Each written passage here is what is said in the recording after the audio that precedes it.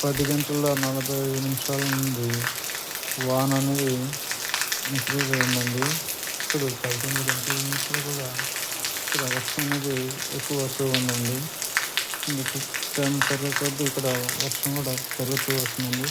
తుఫాన్ యొక్క ప్రభావం అనేది ఇంక్రీజ్ అవుతూ ఉందండి. కాబట్టి ఉన్న ప్రజలందరూ కూడా అప్రమత్తంగా ఉండండి. చెరువు ప్రాంతాల్లో ఉన్న ప్రజలందరూ కూడా తగిన జాగ్రత్తలు తీసుకోండి.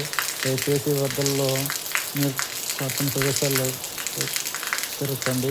తగిన జాగ్రత్తలు తీసుకొని మీరు మీ కుటుంబం కూడా సేఫ్గా ఉండాలని కోరుకుంటున్నాను. అభిమానండి.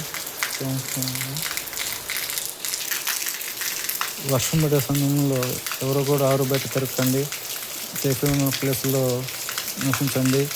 ఈ విధంగా వర్షం మారిన తర్వాత ఉంటుంది ఏదన్నా అంతా సమయంతోనే మీరు బయటకు వెళ్ళాలండి. అంతేగాని అనవసరంగా బయటకు వచ్చి ఎంతైనా సమస్యలు తెచ్చిపెట్టుకోకండి.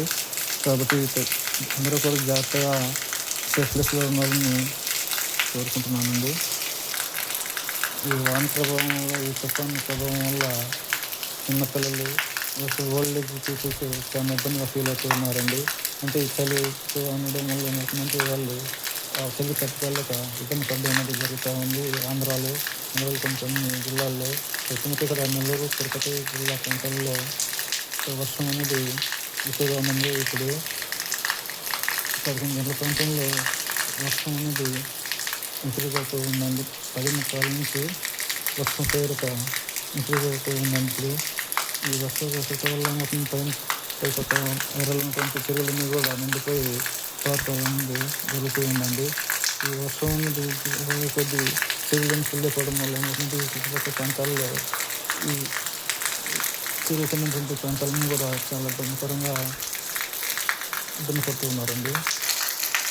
ప్రస్తుతం మీరు చూసిన లొకేషన్ ఇది డక్కేలి మండలం ఉంటుందండి. ఇది డక్కేలి మండలం ప్రాంతంలో 11 గంటల నుంచి కూడా ఇప్పుడు 11:30 అవుతున్నా కానీ వర్షం అనేది స్టార్ట్ అయిందండి.